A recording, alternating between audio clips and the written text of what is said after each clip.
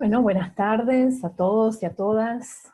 Gracias al equipo organizador de este congreso, el equipo de Claxo, representado por Susana Morales, por Roberto Canales Reyes y por Ana Riguar, y por todo el equipo de la Universidad Nacional de Córdoba que está trabajando en esta organización. Bueno, mi nombre es Marta Bianchi, soy de la Universidad Nacional de la Patagonia San Juan Bosco, también trabajo en la Universidad Nacional de la Patagonia Austral, y junto a Daniel Pichu hicimos un trabajo de investigación que terminamos hace poco, vinculado con la apropiación de tecnologías digitales interactivas en micropueblos de la Patagonia. Bien, les voy a compartir una presentación. La pregunta es, ¿por qué estudiar procesos de apropiación de tecnología en comunas rurales o en micropueblos de Patagonia? Nosotros sabemos los esfuerzos que ha hecho nuestro país y muchos otros países latinoamericanos por implementar políticas de inclusión digital en todo el territorio nacional. Ahora bien, es poco lo que sabemos respecto de las formas específicas en que algunas comunidades se apropian de las tecnologías digitales. Y esto es importante comprenderlo porque esos procesos implican reconstruir los modos en que las tecnologías son vividas, experimentadas e imaginadas por las personas, las maneras en que las incorporan en su vida diaria, y muchas veces conocer estos procesos implica ajustar de manera más pertinente la ejecución de una política pública a determinadas poblaciones. Entonces, en este sentido, lo que nosotros reivindicamos es tratar de comprender los procesos de apropiación de tecnologías, partiendo del supuesto de que los distintos ámbitos de interacción de las personas, el hogar, la escuela, el trabajo, estructura las representaciones y las prácticas que intervienen directamente en la apropiación de las tecnologías. Por esto, nosotros decidimos investigar esta temática en micropueblos de Patagonia. Ahora bien, ¿qué sería un micropueblo? Es una población estable, con cierta autonomía de gobierno y una mínima infraestructura, policía, escuela, típicamente, ¿no? Centro de salud o puesto sanitario, que tiene menos de 300 habitantes. En el caso de la Patagonia, son 23 localidades con estas características, y comenzaron a ser estudiadas desde un equipo de geógrafos de nuestra universidad también, hace un tiempo, en vistas de que reunían algunas características preocupantes que además comparten con otros pueblos rurales, otras localidades similares en otros lugares del mundo, por ejemplo la Patagonia chilena, por ejemplo Australia, y tienen tres vectores fuertes que las caracterizan. El primero es el aislamiento geográfico. Por ejemplo, las dos localidades que nosotros elegimos para trabajar se localizan en la meseta patagónica, en plena estepa patagónica, en lugares de difícil acceso, en un caso, en el otro no, y con un clima desértico, muy frío en el invierno, con heladas, con nevadas, cálido y seco en el verano, y con fuertes vientos. Además se caracterizan por una migración de la población joven, migran para estudiar, migran en busca de mejores oportunidades laborales, entonces la población va envejeciendo, y una paulatina falta de recursos. En este caso, ahora les comento los dos casos nuestros, cuál es el motivo de ello, pero todo ese conjunto de cuestiones involucra lo que los geógrafos determinan el síndrome de la muerte lenta de los micropueblos, de los cuales los patagónicos serían un ejemplo. Bien, nosotros elegimos dos comunidades. La primera es la comunidad de Buen Pasto, que está ubicada al sur de la provincia del Chubut. A 90 kilómetros de la ciudad de Sarmiento, se accede por un camino de ripio.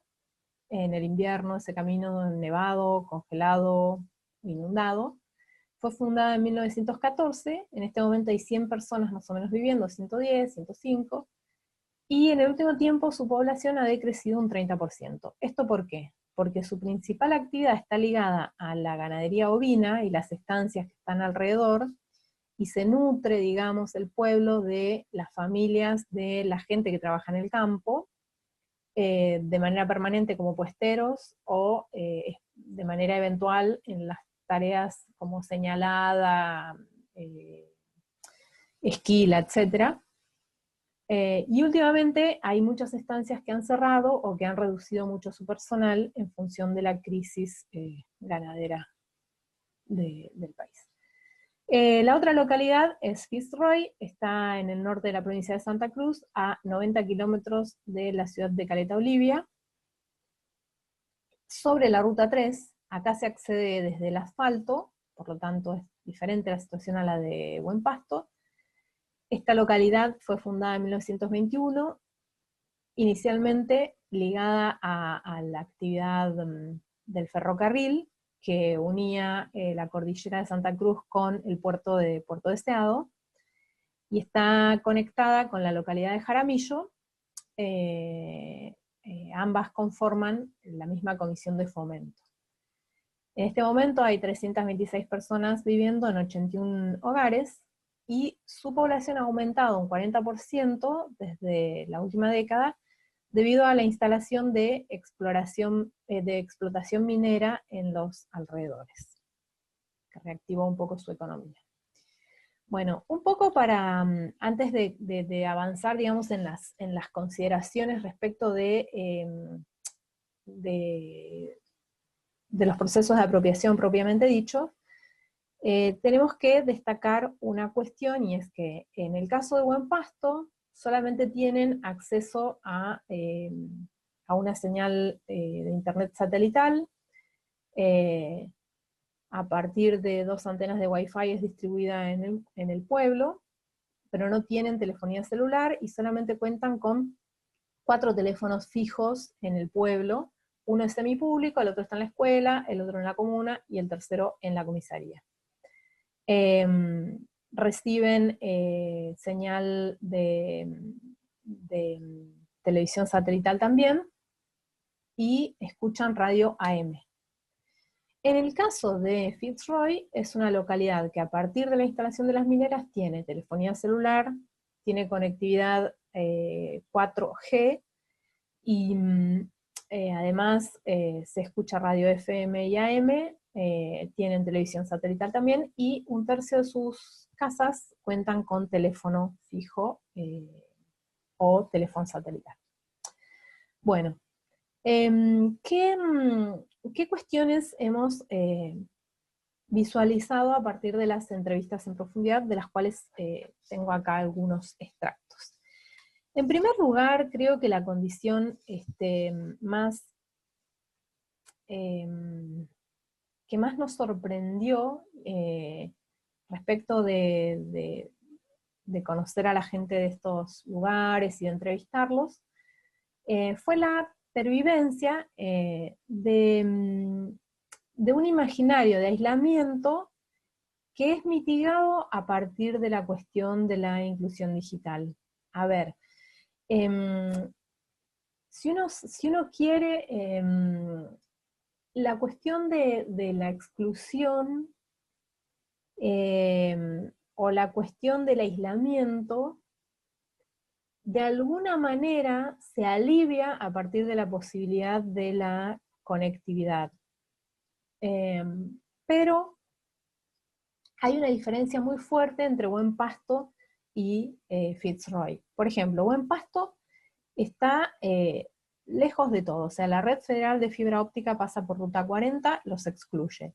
El sur de la provincia está conectado, de Chubut, los excluye. El norte también, entonces quedan en una zona en la que únicamente pueden recibir esta conectividad a partir de las señal satelital y las antenas Wi-Fi, pero no tienen, por ejemplo, servicio de celular. Y la velocidad de Internet es bastante lenta. Entonces, digamos que lo poco que tienen lo aprovechan en este sentido. Por ejemplo, como tienen Wi-Fi, pueden usar WhatsApp, así que todos utilizan el celular para comunicarse con familiares fuera del pueblo, por ejemplo, los chicos que están estudiando en otro lado, los parientes que viven en otro lugar, comunicarse entre ellos, refuerza un poco la comunicación vincular comunitaria, organizar cosas, en fin, cuestiones prácticas, ¿sí?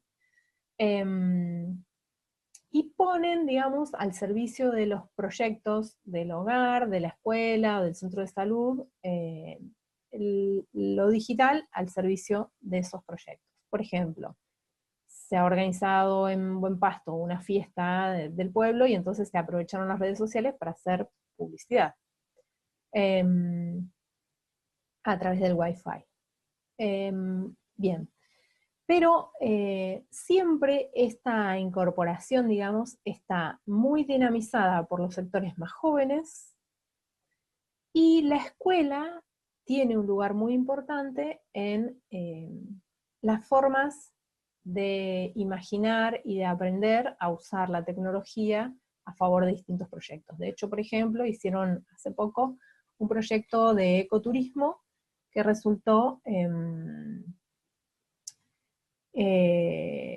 no pudieron implementarlo porque no consiguieron fondos, pero resultó una excelente experiencia, digamos, para poner en práctica determinadas cuestiones que tenían que ver con la apropiación de tecnologías digitales. Por ejemplo, construcción de cartillas, armado de mapas, geolocalización de algunas cosas, en fin. Bueno.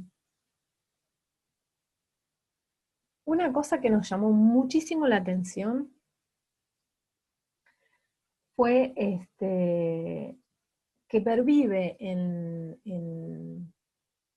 este pueblo y también en Fitzroy una forma de comunicación que tiene más de 70 años y que es prácticamente la única que tienen las personas que viven en el pueblo para comunicarse con quienes están en las estancias, en los puestos o en los cascos.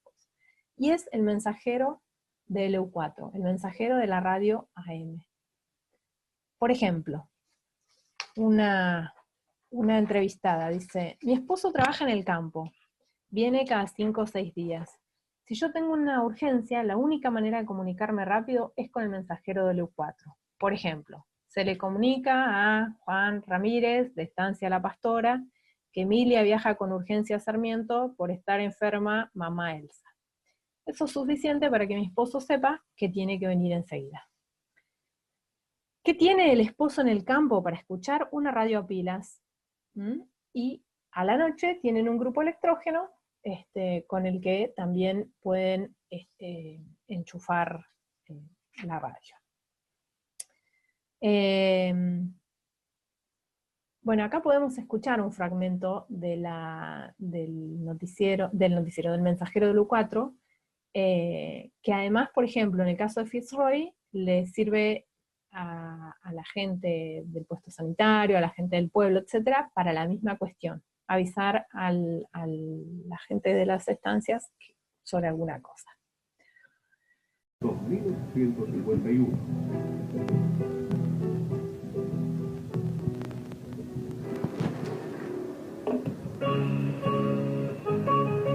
Como desde hace más de 70 años, LU4 ofrece a sus oyentes en toda la región El Mensajero, un espacio que desde los comienzos sirve de vínculo entre el campo y la ciudad. A continuación, los mensajes de hoy.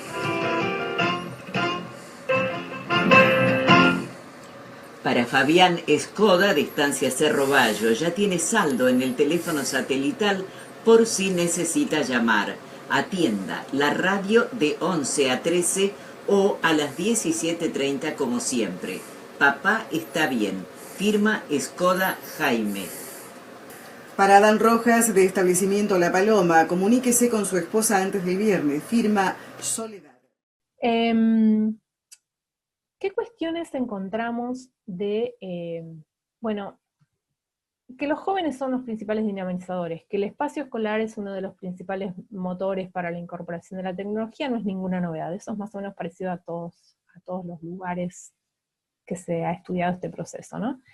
Pero también acá tenemos un común denominador con otros lugares que tiene que ver con la evaluación negativa de las pantallas en detrimento de la comunicación cara a cara. Por ejemplo, Viviana de Buen Pasto, 53 años, nos dice: para mí falta implementar el tema de que los chicos tienen que volver a agarrar los libros.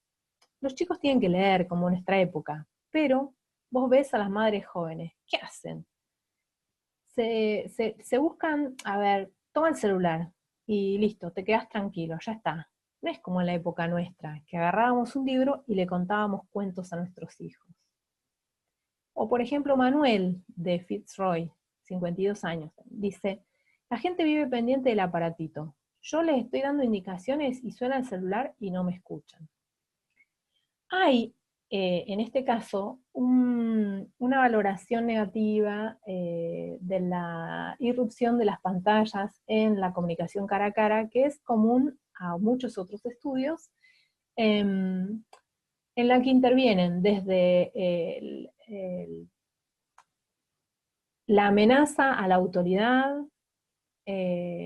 la negociación de normas respecto de lo que corresponde y lo que no en la interacción cara a cara, la introducción de alteridades sin la autorización, digamos, de quienes detentan el poder, por ejemplo, en el ámbito de la familia, en fin.